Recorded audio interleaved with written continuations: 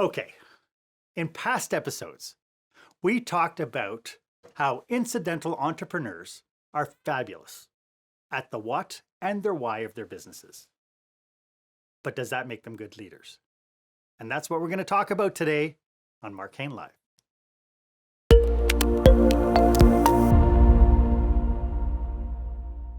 Welcome to Mark Hain Live, episode number 39. This is where small business owners and entrepreneurs pick up core skill sets to help them work on their business, not just in their business.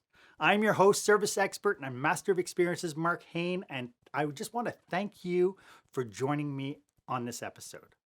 My guest today is author Kathryn Rimsha, and we'll get to her in just a moment.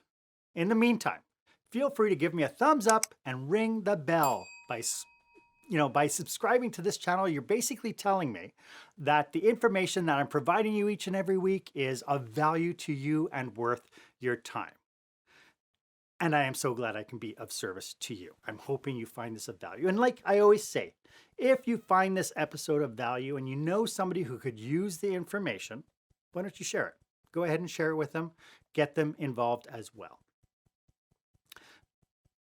I realized something as I grew up as a leader in hospitality, and that is that most of us in leadership roles never, ever got trained. Perhaps you were fantastic in the job that you were doing and you got promoted because of it. And perhaps when you started being a leader, you realized that leadership was a little bit more than just managing. Which brings me to my question of the day.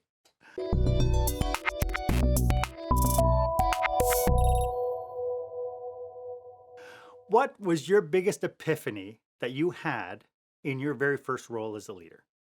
Because I'll tell you something, when I got promoted as a manager, I was working at McDonald's, I was 17 years old, and they promoted me to a manager, and I thought, this is going to be a cinch. All the people I'd be leading were going to be my friends. They're going to support me. It was going to be great. And then when they just took full advantage of that love that I had for them, everything fell apart. And so then I became the demon. And somewhere as I grew, I had to find the balance. So I'd love for you to be part of the conversation. Why don't you share your experience in the comment box below? I'd love to share. If you're a leader, how did you get into it and what was that epiphany? As I mentioned, joining me today is author and leadership expert Kathryn Rimsha. Kathryn is a lecturer at the University of Massachusetts Lowell, where she teaches courses on leadership. She has spent over 10 years in marketing and communications leadership in roles that have led her to learning and development for software companies. Her brilliant TEDx talk, which you got to check out, is Want to Become a Better Leader? Here's how. Just listen. And it focuses on the importance of being a good listener as a leader. And I mean, not just, okay, I heard you. No, I mean truly listening. So go check out her TEDx talk. If you didn't hear me, listen. Check out her TEDx talk. Kathryn holds a Master of Science in Leadership and a Doctorate of Education with a focus on organizational leadership from Northeastern University in Boston. And if that wasn't enough, she is the author of The Leadership Decision, Decide to Lead Today. Kathryn, welcome. It's so nice to have you on the show. I am so tickled to be here, and I sound way more impressive than what I think I actually am based on that lovely introduction you just gave me. So thank you for that. Before we get into today's topic, could you tell us a little bit about how you got such a strong focus towards leadership? Gosh, that's a great question. So when I was in college, I took a marketing class, and I thought, this sounds like, no offense to any of your marketers or wannabe marketers in the audience, but I thought, oh my gosh, I don't think I want to be in marketing. But yet when I got out of college, the first job I had was in marketing. And I ended up doing that for about 10 or 12 years. And along the way, when I was starting to explore master's degrees and what else I could kind of do with my life, fell into the leadership development world by accident. And in doing that, and in being in marketing roles and communication leadership roles throughout my career, it kind of made sense to eventually transition over to a leadership development role full time, but really gave me the background with my work experience on writing a book about what it takes to be a leader and how leadership is a decision that we're all capable of making, and trying to help my readers, regardless of where they are in their lives, whether they're entrepreneurs or small business owners or kind of in the corporate world or even just in the community, finding ways that they can develop themselves as leaders that's truly going to make an impact for whatever that looks like for them. Right. Yeah. And what's interesting was I started this episode talking about the lack of leadership training in those that get promoted. Some would argue that they studied management in school. Are we talking about two different things here when we're talking about management training versus leadership training? We totally are. I'm looking at my bookcase now and I have, management essentials, and then next to it I have leadership essentials. And if you read them, they're two very different experiences in terms of what the texts look like. And I think that's a huge kind of misconception that people make, and that leadership and management are kind of work hand in hand. And I do think that when you think about the corporate world specifically, there are some elements of leadership that still intertwine with concepts of management, but yet leadership is just so much more than simply giving the performance rating. It's how do you influence? How do you ensure that your people feel motivated and engaged? It's ensuring that people see what your vision is and how that maps to context and what they're doing each and every day, where management falls short in addressing some of those key pillars that really defines a leader from that of simply a manager. Right, right. It was interesting because I think it was Stephen Covey who said that you manage things, but you lead people. So you Ooh, can yes. manage schedules, but you have to lead people. We'll get into some of the work that you've been doing, but before you do, I have to do my shameless plug. Everybody sees this every episode. I'd like to remind everybody that this episode is brought to you by my new book, Lights, Camera, Action, Business Operational Excellence Through the Lens of Live Theater. It tears down what it takes to put on a great show for you, for your customers, and for the people in your realm.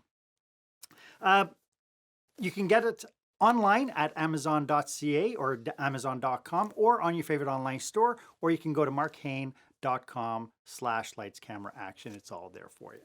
So we're talking a little bit about this idea of being able to define leadership versus management. And I know that when I personally got first into a leadership role, there was no training. There's no such thing as training. As people are reading this, people are realizing themselves that, they've had to grow into roles. Is there any systems in place that could really help leaders overcome the issue that they have with the lack of training that they received? It's a good question. People sometimes say that to me, and that, in order to become a leader or a manager, I need to take a course, whether that be at the local university or virtually. And I always commend their ambition for wanting to learn about the formalities of leadership through some sort of academic medium, which is important. I mean, don't get me wrong, but there is so much free stuff on the internet about leadership. And there are so many great books and TED Talks or TEDx Talks, and even with some of the open source courseware that so many of the universities offer across the globe, that there's really no kind of formality needed anymore to actually take a formal class, although I'm not trying to dissuade anyone from doing that. But awareness and learning is just such a small part of leadership and becoming a leader. And I think that's where some people get hung up. Like, I need to take this course, I need to finish this webinar, I need to listen to this podcast. No offense to podcasts, because the podcasts are great out there with so much content about how people can become better leaders. And all of those should be digested for as many as you can watch in a day. But that's where I think people get hung up, as I was saying, that it's not simply about taking a course, but it is an element of self-education that's so critical to leadership, whether you're in the corporate world or, like I said, the community, or you're a small business owner or an entrepreneur trying to advance your understanding and then your skill sets. But it does come down to practice and actually finding ways to lead in whatever way that looks like to you. Right. Yeah. And it's funny because in your book, you talked about how everybody might have a different definition of leadership. Why isn't there like a common definition that everybody can use? I wish there was. I mean, that would make my life so much easier if we had one definition that we were all training against, just to make sure that everyone was meeting that criteria. I think that's the beauty of it too, is that there isn't one standard set of skills or behaviors or attributes that truly define a leader from a non-leader, which is where it can become highly debatable about who's a leader versus who's not a leader. And these concepts of perception is reality come into play and saying, well, I see them as a leader and a high potential and someone who's going to do great things in the world, and this one's a dud. And yet there's no, it's kind of a, I don't want to say a game because I don't want to belittle it, but I think this is where there's so much interpretation left to what leadership is, but then also going to that point that corporate leadership may look different from community leadership versus small business leadership and ownership and kind of the skill sets that are really required there.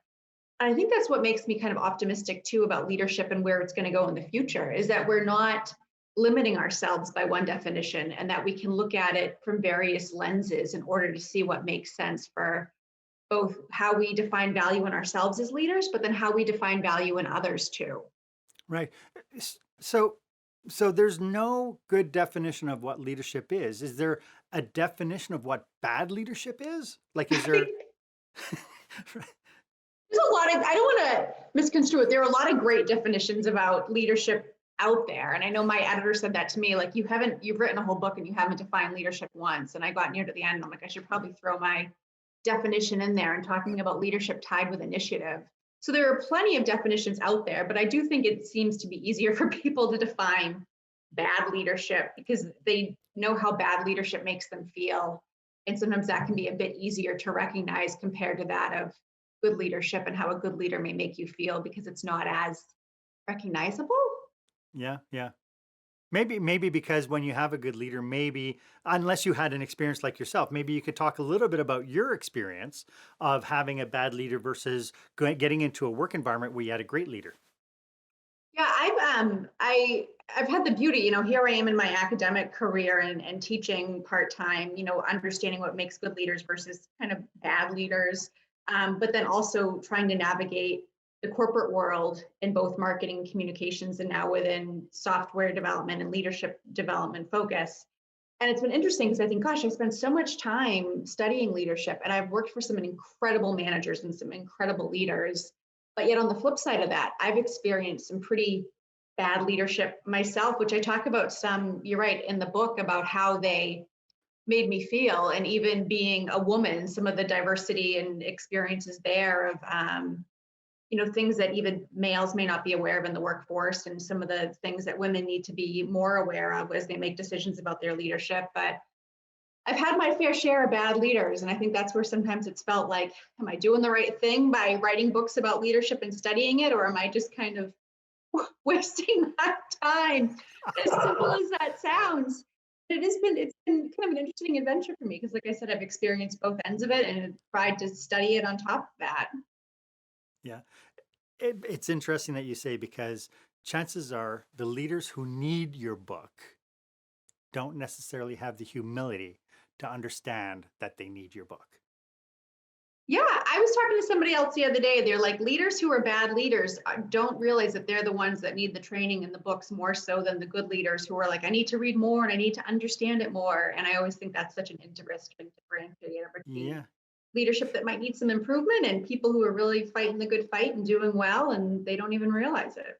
Right. And I guess that's part of the, we've talked in past episodes, we've talked about this idea that, people are really good at, they know what they know. Sometimes they know what they don't know. Sometimes they don't know what they do know until they sit down and go, oh my goodness, I completely forgot I knew this. But then it is that one aspect of not knowing what you don't know.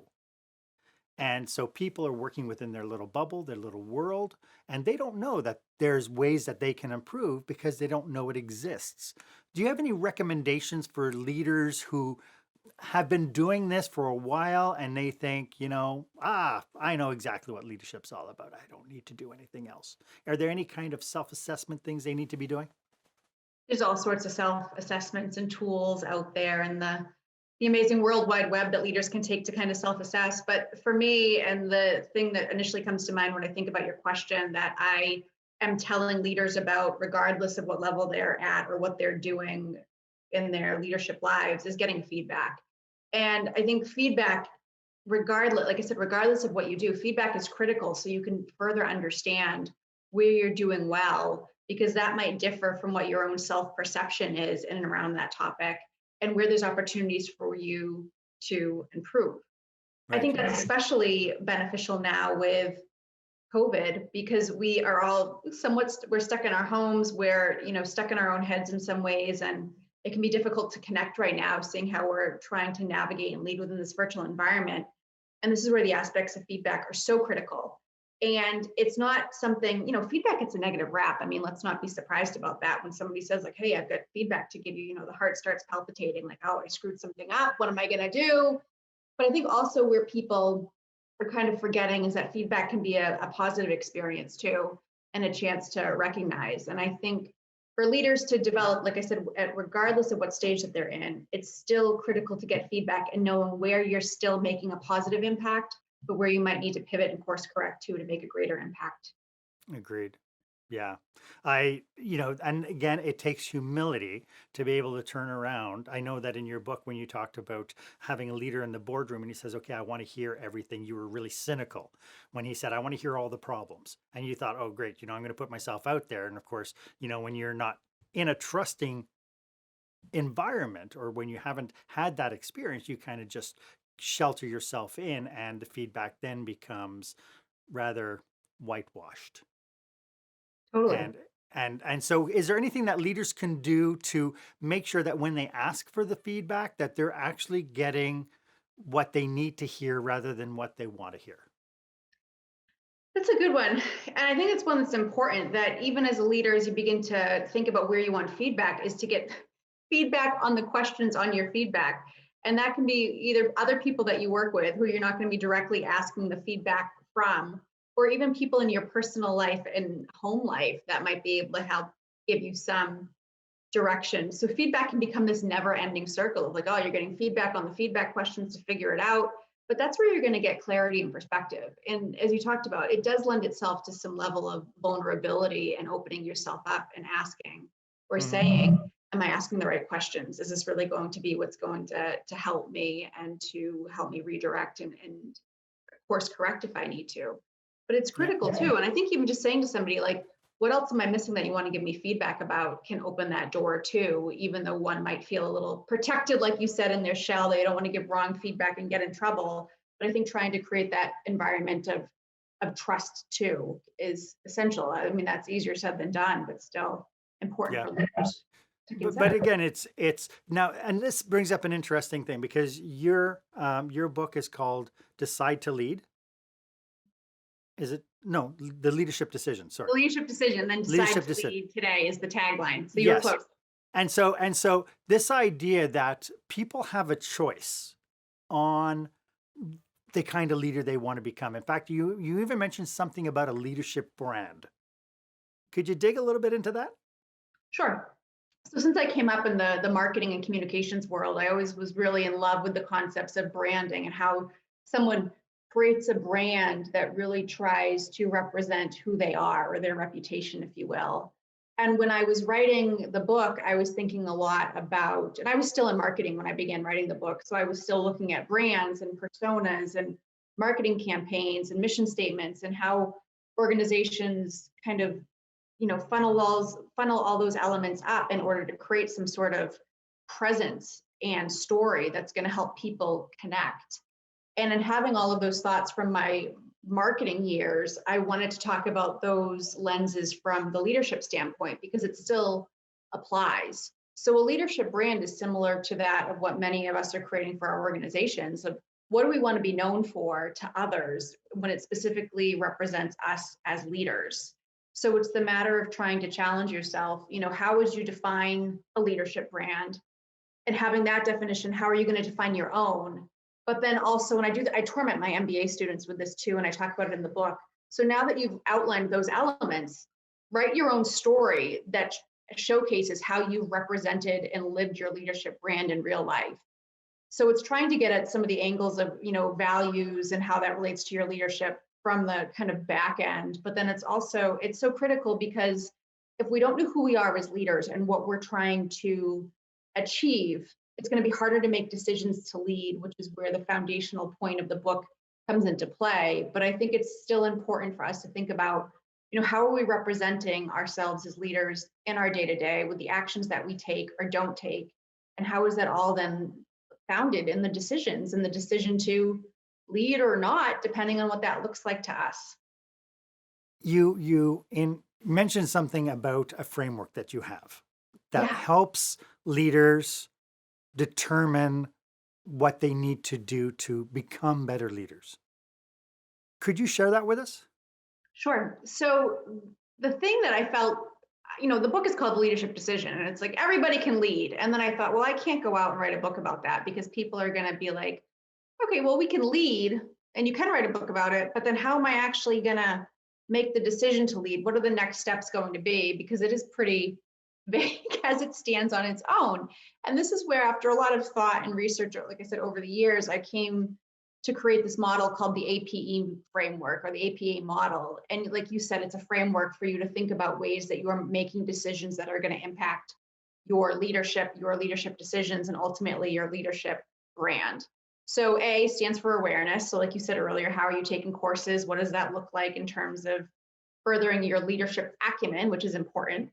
P stands for practice, because no one ever got better at doing anything just by reading a book or taking a course. So if you're going to lead, you're going to find a way to lead and see what that looks like with your actions. But then E, to that point about feedback, stands for evaluation, which kind of is a cycle in terms of awareness as well. Because if you're going to be leading and practicing and gaining all this awareness, you have to understand how people are interpreting it. So you can Yeah. get feedback or evaluate, whether self-evaluation or more formal feedback, whether it be within the workplace or even kind of creating your own surveys through SurveyMonkey. But whatever you do, it's those are the kind of the critical elements that one needs to do outside of making the decision to lead in order to improve. I referred to Stephen Covey's book earlier about this 7 Habits of Highly Effective People, and in it he talks about this idea of moral authority versus formal authority. And when I read that, I was a leader, and it was the first time that it kind of resonated with me that we have, we some people are just natural born leaders, and they pick up this moral authority, and I would argue that that moral authority becomes moral leadership. Um, the people who become, like, I've seen organizations where the organization as a whole was very dysfunctional.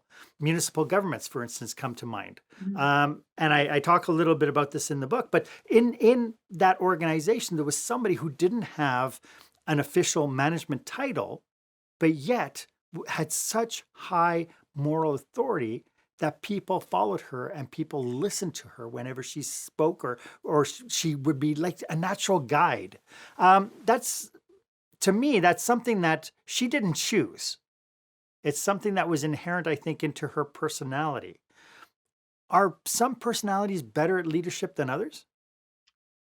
I go back and forth on that. I think when I initially started leadership, I was of the camp of, great man theory and trait theory, and that leaders are born, and you're either born to lead or you're not. So why am I even taking this master's program? Like, this is just for a small group of people who really kind of intuitively have this ability. But I think as I started looking at leadership more and doing research and developing people at all levels, that's where it became clearer to me that there are a lot of people out there who aren't leading with that formal title, but like you said, they have that inner compass that directs them to lead, and they make the decision to act. They make the decision to lead because they have that ability. But I do believe that people can lead if they want to lead, and they need to think about what that looks like for them. I mean, not everyone's going to be a corporate CEO, but people can make huge differences in their community when they see opportunities to make change or bring about progress. And that's leadership within itself, even though it's not some very kind of fancy, sexy CEO executive level title.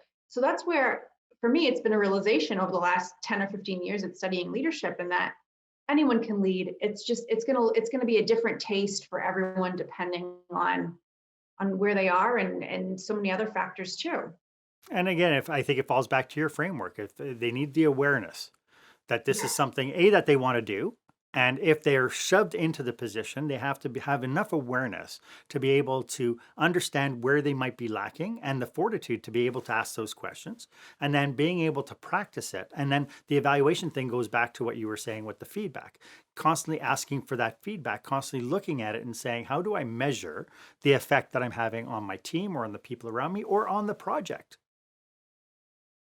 And getting comfortable with that is tough. I mean, it's not easy to ask for feedback. And even as I, talk about it now, I hope it doesn't sound easier said than done, but that just sometimes too, just habit of getting used to saying to people, like, how did that go? What did that look like? What was the experience like for you? And that can be something so simple too, that even in your dialogue after people listen to this podcast or watch the YouTube clip or read or what, wherever they go next after they leave this session, they can just go ask that question right off the get-go. Where can I get better? What did you think? How did that go? And I think just having that awareness can do so much. And to your point about evaluation, helps people truly develop. I know that in my industry, hospitality specific, Mhm. that a lot of people get promoted into roles and they don't have the training. For somebody who gets promoted, if they don't have a good mentor at work, how can they go about developing the skills they need to be effective? The thing about mentorship is that some people depend on it and think that it's something that the organization needs to provide for them, which in some ways, yeah, do organizations have a part of that? They do. But this is where I think as leaders, we need to find some dependency in our own develop to think about who would best serve us in a mentor role? And then how can we use either people we work with directly within the workplace to get feedback and insight from those people? But it's bigger than that too, because you want a mentor who's going to give you larger perspective than simply what's going on at work. And that's where I think LinkedIn can be such a great tool to start to network and find mentors, outside of the workplace. In the book, I talk about a couple different kind of support systems, if you will, a um, feedback group and a success board. And a success board really should be that of a combination of mentors, people who are seeing you in your day to day at work, people who know you maybe from the academic standpoint or community standpoint, and then also some personal acquaintances in that too. The thing about mentorship is that it's not a monogamous relationship. And I think a lot of times people think like, oh, I've got this one mentor, I'm sticking with them. That's going to be it for the rest of my career. And that can be pretty dangerous. So as leaders, and if you want to have the mentor, which is a critical tool to help develop and gain perspective and awareness, I think it's the matter of saying like, okay, I want to grab 3 or 4 people who are going to see me at different points in my life and my leadership that are going to be critical to giving me feedback to help me grow and develop. So yeah, you could have somebody at work. And like I said, you could have other folks from a diversity of other spots in your life too. But it's important to take that self step and to recruit your own mentors who are going to give you perspective, like I mentioned, and not specifically depend on an organization or a manager to grant you a mentor and say that's okay. Yeah. Um, but I get a sense then proactivity and humility are two key ingredients in order to make that happen. People have to be able to step up and say, I have the humility to understand that I don't know it all and that I have a lot of development that I need. But then they have to be able to then say, okay, what is my next step? How do I shake myself out of this so I can get better?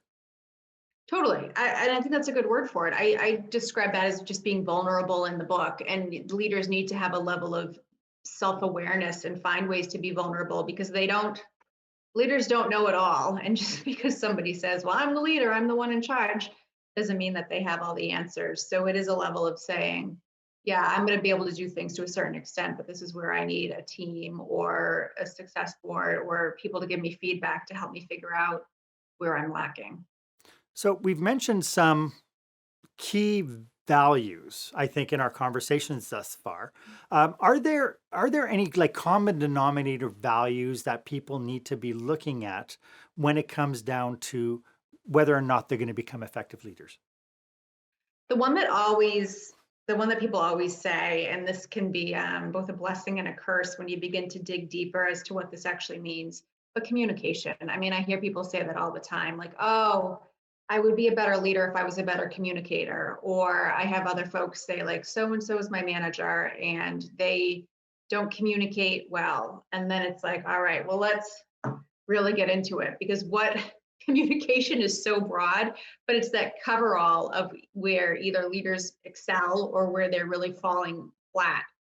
And this is where, when we talk about communication, I mean, you mentioned my TEDx talk, in that I talk about listening, which is a very small piece of the communication kind of wheel, if you will, but yet there's so much more to speaking and writing and, social media. I mean, communication covers so much, but yet it's the one that constantly people complain about, that it's the where leaders are screwing up the most. And I think this too, it's trying to boil the ocean when we say, like, we're going to become a better communicator. And I think that's where even elements of your book come into play, and some of the pieces of mine about, these are things you can consider. But we can't just say, like, become a better communicator and have that be it. This is where you get feedback on specifically, what do I need to do to communicate better, that I can take very clear, actionable feedback on, that's going to make a true difference to how I lead others. Because it's essential. I mean, communication is essential. I mean, we can't refute that, but it's just so massive, and people don't know where to begin with it. And it's like, oh gosh. And again, it's not something that we're trained for. We're not, I mean, No, there's nothing in high school that teaches communication. There's nothing in college that teaches communication unless you take communication. And so you're left with, joining organizations like Toastmasters. yes. Toastmasters, their tagline is all around leadership and communication. Is right. In fact, I mean, Toastmasters started off as communication solely, recognizing that these business people needed to be better communicators, and then they were able to then tie it and say, well, you know what? If you become a better communicator, you'll also become a better leader. Yeah. Right. And so Toastmasters has been brilliant in that regard. And I know that their new system now is really focused on understanding where you want to go with your communication journey and being able to push it forward. But, at some point, I think we need to be looking at, how do we create the level of communication that we need earlier on, so that you're not 40 years old joining Toastmasters and realizing how ineffective you've been. Valid. And that Toastmasters program is huge. I mean, what Toastmasters offers is critical. And it's not only the speaking components, but it's the listening components too, and being able to give real-time feedback. I know I've said in some Toastmasters meetings, even where I work, that people take, because I think one thing too, I mean, people get to mid-career and they think, I've been screwing this up for the last 17, 20 years, and it's just taken me to this point to get it. I'm glad that they're finally coming to that realization, but it's too bad too that, I'm from the Boston area, and you're right, we don't put that in our curriculums about how people become better communicators unless you take it as a class. But even that about listening too, and I've gone all around the world and said to people, like, okay, when have you ever taken a class on how to listen well? And ironically, it's always people in the London area who have taken a listening course as a part of an MBA program. We don't have that here. And like I said, in the States that I know of or can think of, I don't know, in Canada, is that offered more in the curriculums, or are you similar to what? Not that I know of. But I think I don't know what's going on with those in London. Those universities in London, I think, have got something going that they offer that in an MBA curriculum. But it's sad that we miss out on that, and that people have to seek it out. Well, and it's sad that even in London, though, you have to get to an MBA to be able to get that training. Valid point. Right? Where we know that interpersonal skills and personal leadership becomes a core component on how do we manage ourselves? How do we manage ourselves in our relationships? How do we manage ourselves in our nonprofits and our associations, in that sort of thing? But how do we manage ourselves with our family even? Totally. Touches everything. Yeah. This has been so amazing.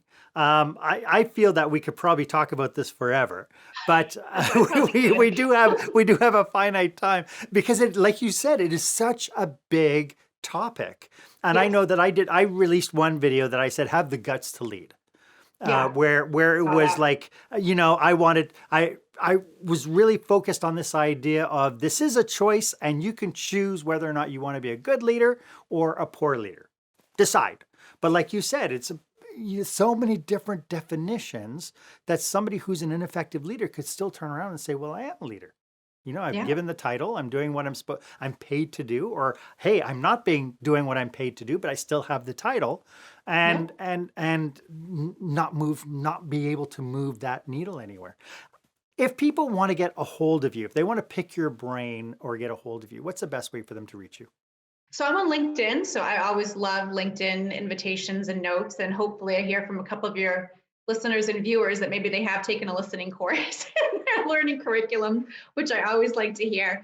And then I have a website too. It's the leadershipdecision.com. So LinkedIn and my website are great ways to get in touch with me. Terrific. And I will put the link down below in the show notes, as well as a link to your TED Talk. And I will put a link to your book as well.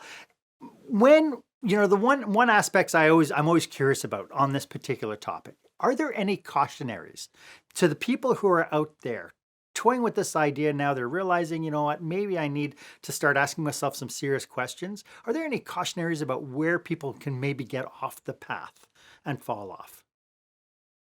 The thing that's coming to mind as you ask that is being overly ambitious. And leadership is not something you're going to flip the switch and be a leader and kind of go all in too quick and overwhelm people around you. It's something that you need to give some deep thought to about how you're going to strategize your decisions, which is where I hope that people find the APE model helpful. So it is gaining awareness and practicing and then seeing how that goes. So it's not just kind of jumping right in. In the book, I talk about a guy who worked at Verizon, and every Monday his manager would come in and talk about how he was going to make change. And then they'd be all in on making that change on Monday morning, but then by Monday afternoon, it was kind of forgotten about. And you can't go in too hot and then not follow up. And I think that's where I sometimes see leaders making mistakes. I'm going to lead. I've made the decision, and they lead for a day or two, and then they forget. So trying to think about what that looks like for you at a pace that makes sense. That's awesome. The overambitious aspect, we've seen it time and time again, and a lot of times it follows when the leader just gets back from a conference. Yes. Oh, that's my favorite. They come back from that. What are they going to be implementing? The texting you through it. Oh God, I love that. I've been to a conference, folks, and guess what? Things are going to change. So-and-so from this Fortune 500 company said this, and we're going to do it now too. Okay, here we go. And then by Wednesday, it's forgotten about. So many of those. And, it's even got to the point now where when I'm doing dealing with difficult people, or when I'm doing seminars for teams of people, now I insist that the managers have to be there, because so many times I'll be doing sessions with a intact team, but the leaders aren't there, and they look at me and they go, "Oh my God, I wish my boss was here to hear this." And it's like, okay, from now on, we're going to make it a contractual obligation. The managers have to attend the training with the staff. And because it happens time and time again, right? But, and again, you used the word vulnerability. I use the word humility to understand that I don't know it all. And, as leaders, nobody does. I think that's a fallacy. Like I was telling somebody the other day that as a grown-up now, I'm really pissed at the older generation, because when I looked at the people older than me when I was younger, I thought they had it all. I thought they had all the answers, right? It's like the biggest lie. It is. Right? And it's the same thing with leaders, right? It's like, we don't know it all. We can't possibly know it all. So what's wrong with saying, you know what, I think we need to come together and figure this problem out, because I don't have the answer. Yeah. It's hard. Some leaders want to think they know it all, but like you said, if they can do that, that goes a long way. Yeah. A long way. Catherine, thank you so much again. This has been wonderful. Thank you. I've so enjoyed this. And like I said, I could probably go on for hours with you on this, because this is so dear to my heart as well. So I'm well done on the book, and I loved having you. Thank you. Thank you. Thanks to everyone who listened and viewed. If you found this valuable, why don't you give this a thumbs up and ring the bell? If you ring the bell, you'll get a notification each week when I bring you some fresh content to help you work on your business, not just in your business. Something that I think is really important. And again, if you're listening to this and you go, wow, you know what? I think John needs to hear this. Go ahead and share it. Go ahead and share it with them. You'll do them a favor, because again, we talked about this idea of not knowing what we don't know. And by consuming some content, maybe somebody will open up a new awareness and say, you know what, I didn't even know that this was an issue. And they can then start doing some self-exploration and move forward. As I mentioned each and every episode, if you would like 30 minutes of my time with you and your team to brainstorm current issues, whatever's you got going on in your docket that you want to brainstorm, why don't you give me a quick call? I do have a link in the show notes. It is the one marked meetme.so/Mark Hain. Book a 30-minute conversation. I'd be more than happy to make some you time with you and your team to help brainstorm this. As always, I am at your service. I hope that you stay safe, stay healthy, and dare to be the exception.